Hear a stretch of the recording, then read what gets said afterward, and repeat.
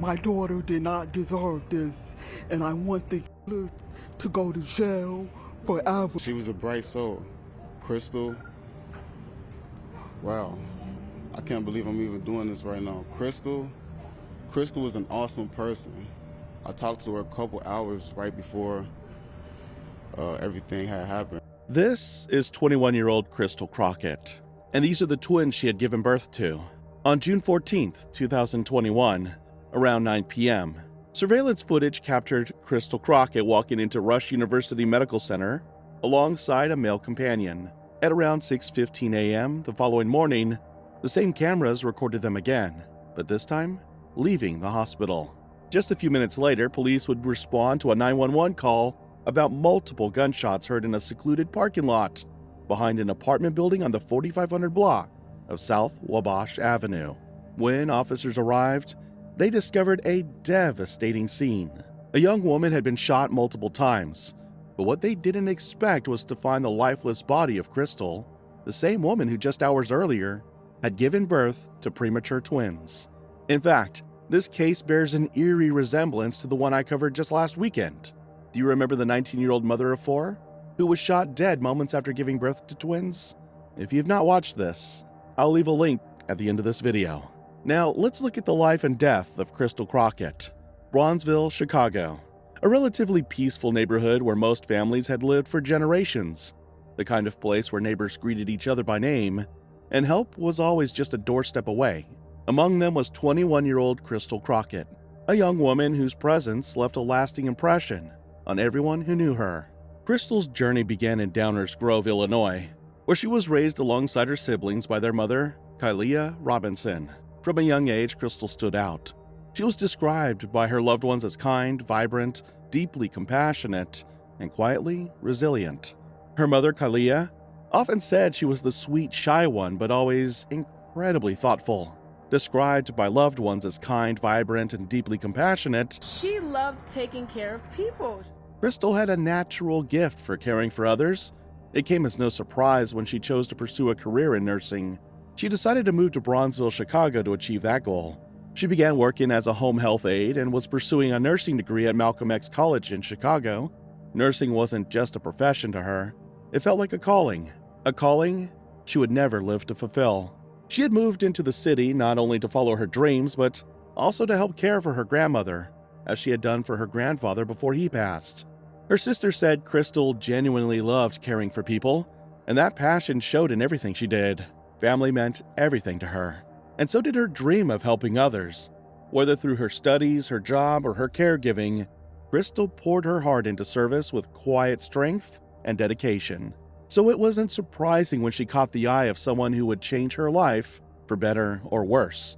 In the summer of 2020, 21-year-old Crystal met this man, 31-year-old Elijah Clippard. Despite their 10-year age difference, the two quickly formed a connection. She was drawn to his charm and confidence. Elijah seemed mature, stable, everything Crystal thought she needed. He showered her with attention. Elijah was charming, attentive, and always knew how to make her laugh. And at first, it felt like love. And most of all, he seemed to support her goals, but life had other plans. In late 2020, Crystal found out she was pregnant. The news brought a wave of emotions, shock, fear, and excitement all at once. Though young, Crystal embraced the idea of becoming a mother. She began imagining a future with Elijah and their baby, holding on to hope that this new chapter would bring them closer. But behind the smiles, not everything was as it seemed. In March 2021, 21-year-old Crystal Crockett became a mother to her twin girls, whom she named Isla and Italy. But heartbreakingly, the twins were born severely premature, just 24 to 25 weeks into her pregnancy, and weighed barely over a pound each.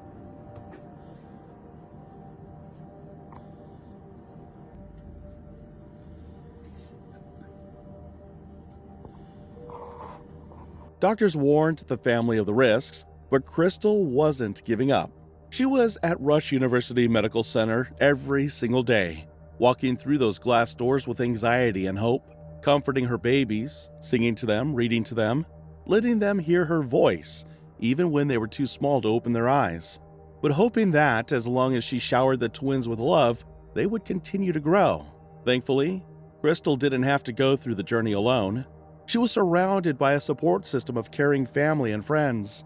Their presence alone was very comforting and gave her the strength to keep going when things got really tough. To those closest to her, Crystal was nothing short of a supermom. Even when her postpartum recovery left her body exhausted and raw, and the mounting financial stress loomed heavy in her mind, she never complained. She simply got up each morning, dressed up, and returned to her babies with a determined smile. Her sister would later recount how Crystal would light up whenever she spoke about finally bringing the girls home and decorating their nursery. Despite the overwhelming circumstances, Crystal believed this was the start of the future she'd always wanted, a family of her own, full of love and possibility. But her girls weren't the only heartbreak she was going through. When Crystal got pregnant, she hoped Elijah, the man she loved, would embrace fatherhood and build a family with her. But she was wrong. She dreamed of raising their children together, believing the pregnancy would bring them closer. At first, Elijah seemed supportive, but as the months passed, that support didn't last. Elijah started becoming moody and would raise his voice at any slight provocation. Crystal's family would later say that she had grown afraid of him. Elijah, they claimed, was controlling. He didn't like to be told no. In hindsight, family members would reflect that he had always been a little moody, a little sensitive, but something inside him changed during those months. Crystal, who rarely opened up about her feelings, had reportedly grown anxious in the relationship, but she kept going for her daughters. Her family quickly grew concerned. They noticed she wasn't as cheerful as they knew her to be, and when she finally opened up about the challenges she was facing, they pleaded with her to walk away before it got worse. But life was already testing Crystal in ways her heart wasn't prepared for. In March 2021, when her twin daughters arrived, shockingly early, barely 24 weeks gestation, tiny and fragile at less than 2 pounds each. The long hospital stays, the endless monitoring, and the constant fear. This only deepened Elijah's resentment. What should have been a time of unity became a trigger for his frustration. The daily hospital visits, the constant worry, the fragile hope. It overwhelmed him. But Crystal wasn't ready to give up. She believed in the man she'd fallen for, the one she thought was just overwhelmed, not dangerous. Little did she know what was about to happen. On the night of June 14, 2021, 3 months after giving birth, surveillance footage captured Crystal and Elijah together at Rush University Medical Center. Like many nights before, they had come to visit their premature twin girls, who were still fighting for their lives in the NICU. The footage showed the couple entering the hospital around 9 p.m. To outsiders, it may have seemed like a couple navigating the strain of new parenthood. But to those who studied the footage later, something was different. Elijah barely spoke. His body language was closed off. He didn't make eye contact with Crystal, and he appeared agitated, almost as if he were somewhere else entirely. But a quiet storm was building, one that no one saw coming, because just hours later, Crystal would be found dead. The following morning, on June 15th at around 6:15 a.m., Crystal had kissed her girls goodbye, as she always did, but unlike every other day, she spent a few more minutes watching them as she had the desperate urge to pick them up, hold them tight, and never let go. She had no idea why she felt that way, but the feeling was so strong that it took her more than a few minutes to convince herself to walk out of the door. After all, she would be back to see them the next day. But what Crystal didn't know was she would never get to hug or kiss her girls again. At around 6:15 a.m., Crystal and Elijah were seen once again on surveillance footage, walking out of Rush University Medical Center. They got into Elijah's car and drove off. But instead of heading home, something else happened. Elijah could be seen driving to a secluded parking lot behind an apartment building in the 4500 block of South Wabash Avenue, just a few blocks from where Crystal had once lived. What happened next was cold and calculated. Surveillance footage captured Elijah exiting the vehicle with a gun in his hand. Prosecutors said he appeared agitated, pacing slightly and scanning his surroundings, as if to make sure no one was there. Then, without warning, he opened fire. Smoke filled the car as shots rang out in rapid succession. Crystal, still seated, tried to escape, but it was no use. Elijah allegedly dragged her out of the vehicle and shot her again, this time in the head, before fleeing from the scene.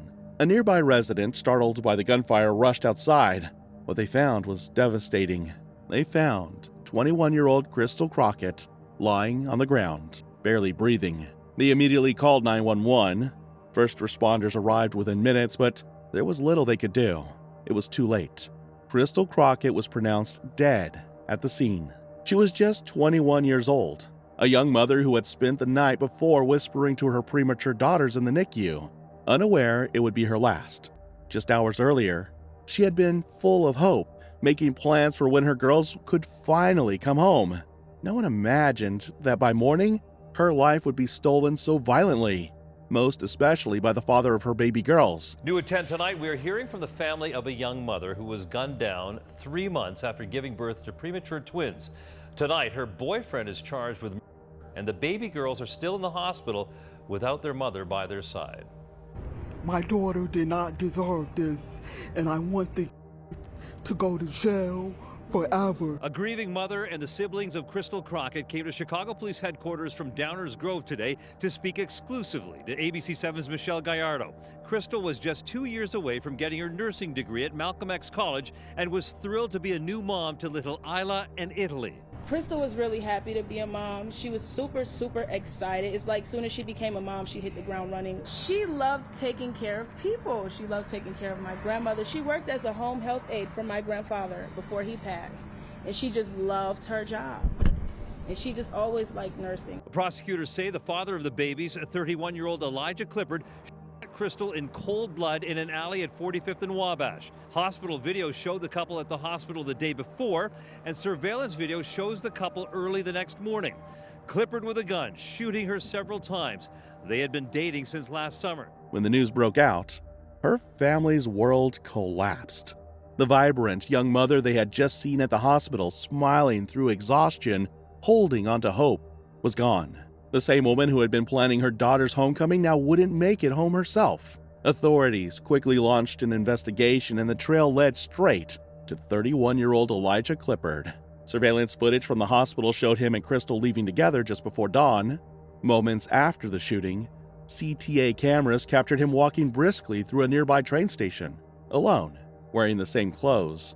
Investigators used that footage, along with witness accounts, to trace his movements. Less than 48 hours after the murder, officers located and arrested Elijah Clippard at the Eden Green housing development on the far south side. Inside his apartment, police reportedly recovered clothing that matched what he wore in the footage and other items linking him to the crime. He was charged with first-degree murder and ordered held without bond. Clippard was held without bond at a Thursday court appearance. Yeah, she was a bright soul. Crystal, wow. I can't believe I'm even doing this right now. Crystal is an awesome person. I talked to her a couple hours right before everything had happened. Described as a caring soul with a bright future, Crystal had acted as a home aide to her grandparents and loved the caring arts. Her daughters, essentially parentless now, remain on oxygen, but the family is hoping they will be able to bring them home soon. She was really happy to be a mom. She went all out. She was really proud of girls, too. That's what she really wanted, was girls. She got her dream. None of the family members knew the alleged killer well, and they're vowing as a group to take care of little Isla in Italy and ensure they know how much their mother loved them. My daughter was a wonderful person, and I'm going to miss her. Well, Crystal Crockett's alleged killer is due back in court next month, and Crockett's family has set up a GoFundMe page to benefit those young twins and pay for funeral expenses. During his arraignment on June 24th, prosecutors argued that Elijah Clippard posed an ongoing threat to public safety, citing not only the brutality of the shooting, but a documented history of emotional abuse and controlling behavior toward Crystal. Eventually, Elijah Clippard was charged and later pleaded guilty to first-degree murder. He was allegedly sentenced to 45 years and is currently serving in the Illinois Department of Corrections.